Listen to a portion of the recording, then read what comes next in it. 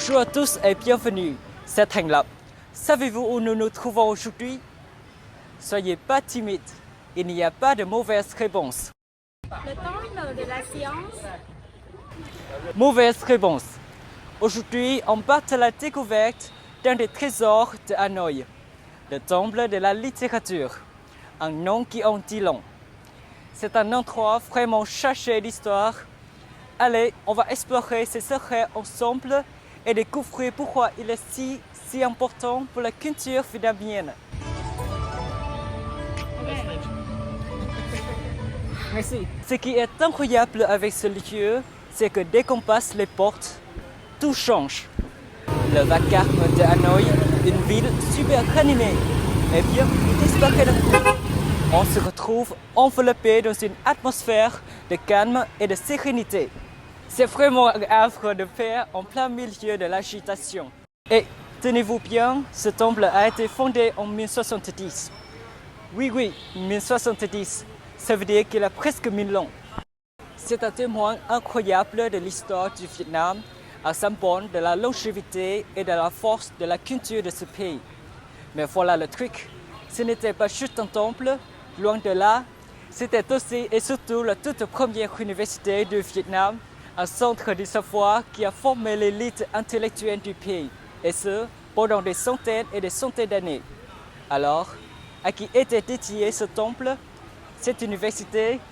À Confucius, ce grand penseur chinois. Sa philosophie, c'était vraiment la base de tout ce qu'on enseignait ici. Des idées centrées sur l'éthique, la morale, l'ordre social. C'était la pierre angulaire de toute l'éducation à l'Académie impériale. Ok, mais alors, qui pouvait étudier ici? Eh bien, attention, ce n'était pas pour tout le monde. L'Académie était réservée à l'élite de l'élite. On parle des fils de rois, des filles de mandarins, les hauts fonctionnaires de l'époque. Ils apprenaient les textes classiques de Confucius, la poésie, la calligraphie, bref, tout ce qu'il fallait pour devenir le futur dirigeant du pays.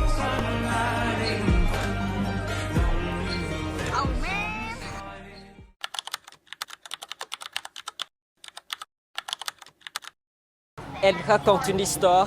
Le complexe est divisé en 5 cours successifs et chacune symbolise une étape dans le parcours de l'étudiant.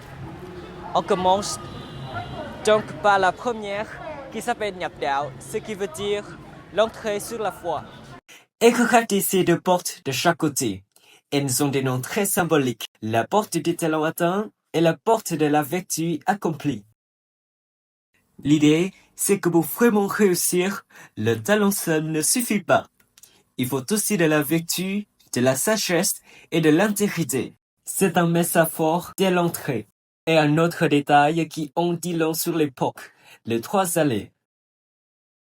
Celle du milieu, la plus large, elle n'était pas pour n'importe qui. Elle était réservée au roi, à sa famille et aux plus grands mandarins. Les autres, les étudiants, les serviteurs, ils devaient passer par les côtés. Ça montre bien la hiérarchie très stricte de la société de l'époque. Une idée centrale chez Confucius. Chacun à sa place. Bon, on avance. On va essayer ensemble de voir ce qui ça fait d'être un membre de la famille royale. Suivez-moi. On passe là. Maintenant, on passe la grande porte et on arrive dans la deuxième cour. C'est bon? Et là, au milieu, impossible de le rater, une pure merveille d'architecture. C'est le pavillon de la constellation de la littérature. Regardez de plus près. Non, pas moi. Regardez le pavillon de plus près. C'est un mélange parfait de force et de finesse.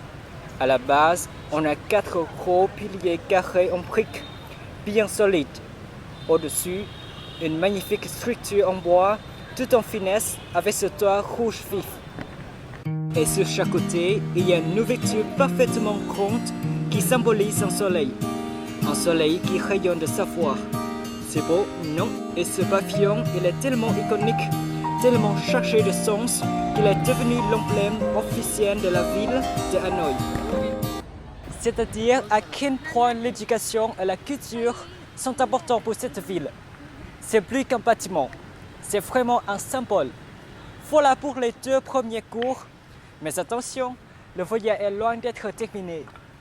Qu'est-ce qui nous attend après? Eh bien, les 3 autres cours. Et c'est là qu'on trouve les fameuses stèles de tortue, gravées avec les noms des meilleurs étudiants, et le tombe dédié à Confucius lui-même.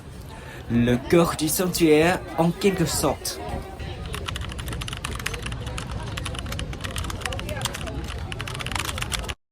Mais pas de panique. Si la curiosité vous pique, filez sur Internet ou venez directement vivre l'expérience sur place. C'est super intéressant, promis.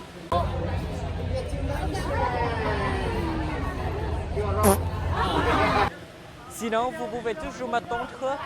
Rendez-vous l'année prochaine ou la décennie prochaine, qui sait, pour la suite de nos aventures.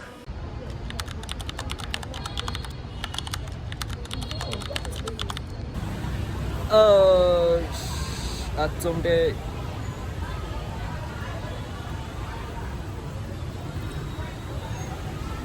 J'espère que cette petite vidéo va vous donner un aperçu de ce temple et quelques infos historiques croustillantes. Mais je vous conseille quand même, si vous le pouvez, de prendre un guide sur place pour bien comprendre tout ce qui s'est passé ici. On peut le visiter, certes, c'est très joli, mais c'est tellement mieux d'avoir un minimum d'histoire derrière. Je vous remercie d'avoir consacré 5 précieuses minutes de votre vie à regarder la vidéo. Et j'en suis vraiment reconnaissant et je vous aime bien. Au revoir.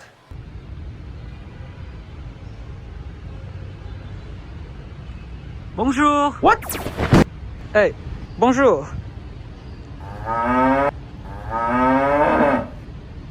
Ça va toi?